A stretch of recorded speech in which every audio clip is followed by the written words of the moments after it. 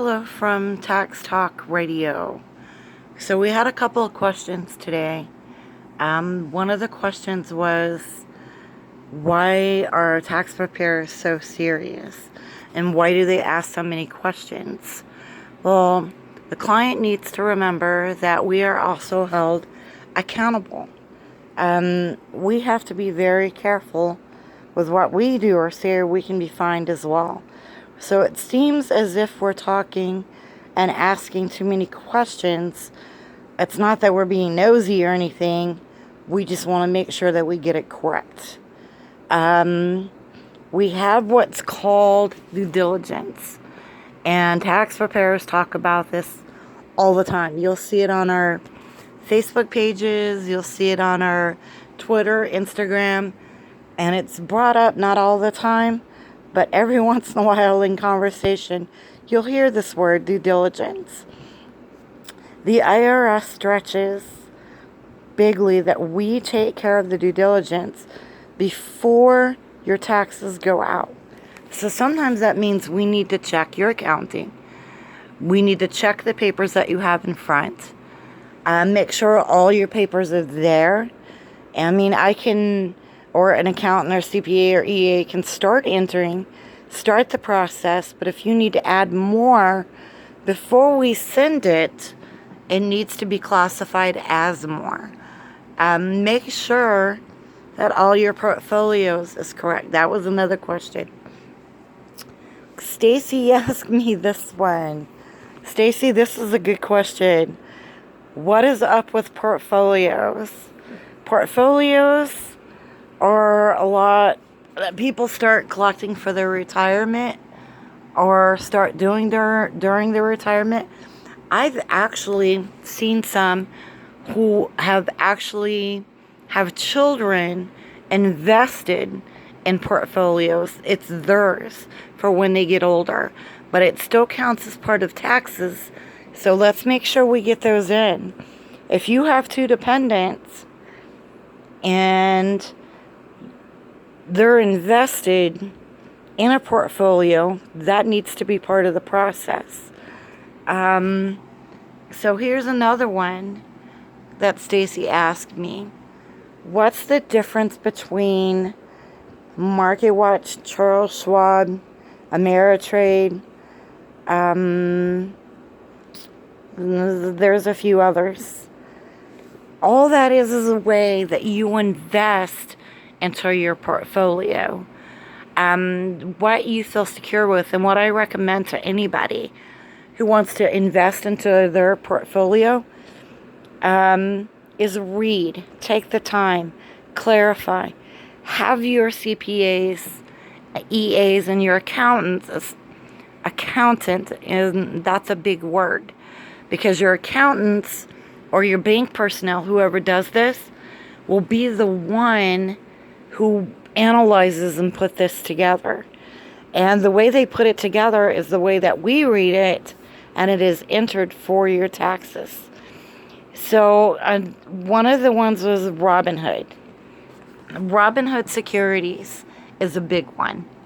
It's growing as big as some of the Charles Schwab's and some of the Ameritrade's investing. So Robinhood Securities is another one to look out for. Robinhood Securities, sorry.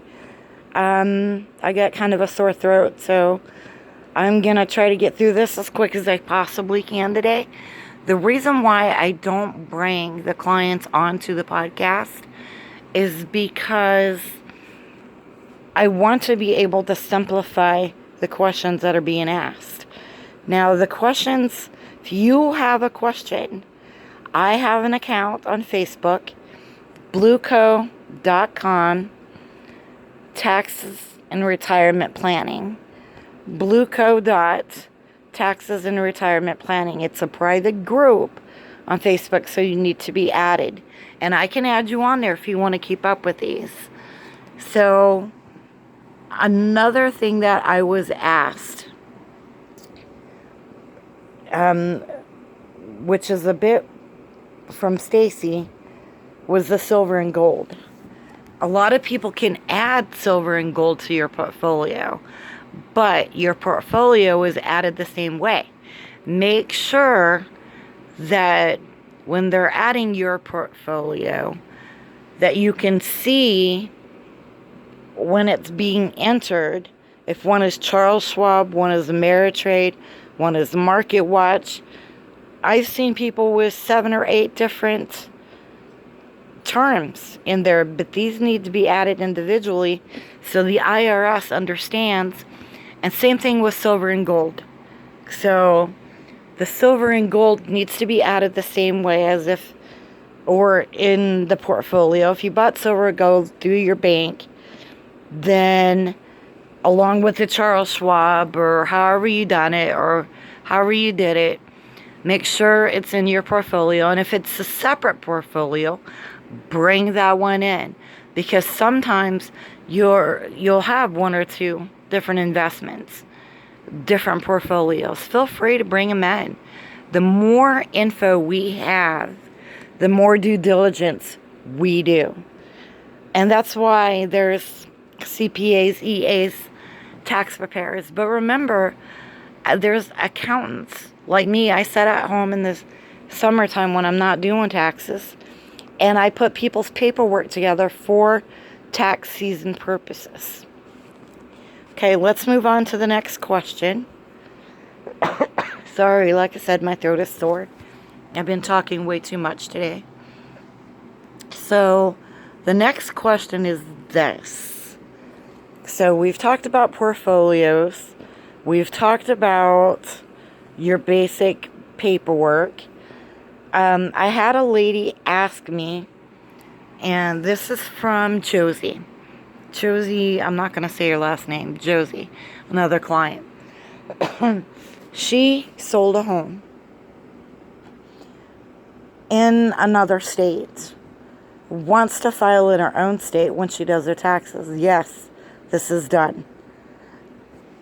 I, last year, and others like me, can file your sale of your home in the office virtually. I mean, I'm 50-50 on virtual and in office, and I can do virtual in office if you prefer. But we can do this in the office during tax season, but make sure, again, that your book, your paperwork is ready. Make sure you have the packet that your realtor gave you or the bank gave you. Make sure you have the closing of the sale, the beginning of the sale, how long you had the home. Make sure all this is in your booklet. And if you have questions, call any office, any CPA, any EA. If they want to talk to you, call another one, because I guarantee you there's someone out there who has your answers. Call me, 720-499-7276. Call me. I will be able to give you an answer. Okay, it's moving on. I got a lot of questions I got to get in today. The next one on Tax Radio. Tax Talk Radio. Why did I make that so complicated? The next question is from Daryl. He's a truck driver. He travels back and forth to where? To California, to Florida. And his paperwork is in California, but some of the state taxes, well, let's give a different state than Florida. Let's put taxes out there. California to, let's say, North Carolina. So he travels from California to North Carolina and back. His head office is in California. He travels to North Carolina, so he gets state taxes there as well. But it's all in one of his 1099s. But remember, there is so much that goes with being a trucker. so much accounting that needs to be done, because you don't just have your basic, and I guess a lot of people used to put it in 1099 NECs, but let's just shoot over that. Let's talk about the excess that you need with that, with Daryl. Let's talk about that. You need your expenses. Is this your truck that you're using or the company's truck? Is it, what other kind of expenses? Fuel, lodging, mileage. Some of it you can get, some of you can't. But remember, the mileage is a big one if you're a truck driver. Does the company cover your mileage, or do you? Let's remember, too, that the mileage switched back, I believe it was in July. Don't hold me to it, but I believe it was in June or July. Pretty sure July, when the mileage went over. It was either June or July, but the mileage, and then it went up another 5 cents to help you guys out. So keep that mileage in mind when you're doing your taxes, that you should see a difference there, even if it's a minimal amount. It'll make a difference, because that mileage is going to have to be different on your taxes this year. Okay, with the expenses, I recommend you save everything you put into that company. If this trucking is your company, even if it's not your company, if you're working for a company but you're buying your own gas, you're paying for chains on the freaking to go over the thing, save your receipts for the IRS. And when you do your taxes, we make copies of that. So if the IRS has any questions, it's there. But if you're going to bring in 200 receipts that are totally mixed up, that's accounting work. That's accounting work that your tax person's going to have to do, which is extra charges. And we're okay with that. But there are accountants, like I said, who can prepare you for what's about to come. Okay, so next question. Next question. Wait a minute, what does this say?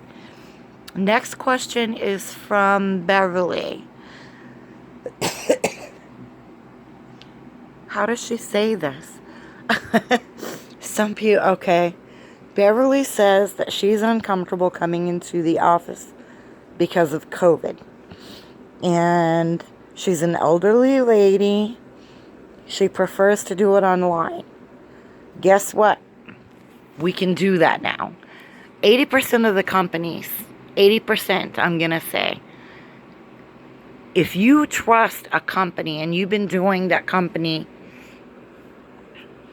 whether CPA, EA, tax professional, any of the box, whoever you trust that's been doing your taxes for years, ask them. Because I know H&R Block can do stuff virtually. I know TurboTax is virtual. I know Intuit is virtual. I know there are a lot of CPAs and EAs who will set it up with you to do it virtually. Virtual is becoming the new sensation of doing taxes. A lot of people now, and including me, I've only been into this for about 5 years, but I'd say 40% of my clients are done virtual. I'd like to see that number go up at least 50% this year. A lot of people don't want to leave their house. It's so dreaded. I got to go out in the cold to do my taxes. No. Each company has a way that you can send the documents securely. Each company. You can send your preparer the documents securely, virtually. This is going to become the new thing. And to the ones who still feel uncomfortable doing it that way, still come into the office, still make an appointment. We can still get you in. One more question today. What? I only get 20 minutes on this thing. So one more question today on Tax Talk Radio. And then I'm going to make a few closing comments. The lady's asking me if I read live messages. No. If you want to send me a question that I can ask in my podcast or answer to you as the client, it needs to go through my Facebook page and PM me, because I don't want to give out names of the clients. I don't want to give out any specifics. So just go there to blueco.taxes and retirement planning and ask me a question, and I will post it on Tax Talk Radio. I got it right that time. And I created this name, and it's like a tongue twister. Okay, so one more. So there'll be questions, yes. So this question is from Jesus Omar. Jesus Omar is his name. It's not a last name. It's Jesus Omar. And his question is, he's curious about his needs as a businessman, if he can talk to a tax professional before he does his taxes and in person. Because he's a businessman, he prefers to do it that way. And my answer is abso-freaking-lutely. Please, please, if you feel uncomfortable, pick up the phone, call, no matter who it is. Like I said, CPA, EA, tax, any of us tax people. We can set up an appointment, talk to you one-on-one, go through your logistics, go through your business and your accounting. We can even let you know if we need any more bio from you. And it's like, say like, Jesus, say that you need a specific form, or if you need anything specific that you don't have in your account work, we can suggest. But if you're calling over the phone and say, look, I'm a business person, I need you to do this, and we don't see the variables of what your actually context is, it makes it complicated for us. So my thing, Jesus, get everything you have from beginning of the year to the end of the year, or everything you have right now, and talk to a tax preparer in person or virtual, or an accountant, both. Get your bio together, get your context together before January, and then you can go in and have all this, instead of waiting till April or May and saying, well, it's a business, I know I should have came earlier. No. Have it ready by January. January the 1st, have all this context ready. And I know that's hard because a lot of people don't start getting their W-2s and stuff till January 31st. But keep in mind, you can come in and talk to us, and we can do accounting 101 before that January 31st rolls out. We can do that. So, that was the last question. Thank you guys for the awesome questions today. Thank you. Thank you, thank you, thank you. I'm going to take 10 questions a week. I'm also going to figure out how to bring in other people. I want to bring in other EAs, CPAs, and let them answer some of the questions to my podcast. So you guys won't think, oh, Crazy Tax Girl, that's her nickname. No, I get my name Crazy Tax Girl from my mentor. He says I spend way too much time thinking about taxes. I'm not sure if that's a good thing, right? But we all have a job to do, and this one's mine. So, to the tax preparers, CPAs, and EAs that are listening to my podcast, if you would like to join this link, I'm going to try to find a way to bring you guys in, because I think this is a great way for clients to understand the capacity of what we do during tax time. Okay, I will chat with you guys later. You have a beautiful day, and I'm going to try to figure out how to add a picture or something to this, because anyway. All right, I'll talk to you guys later. Have a good one. Peace out.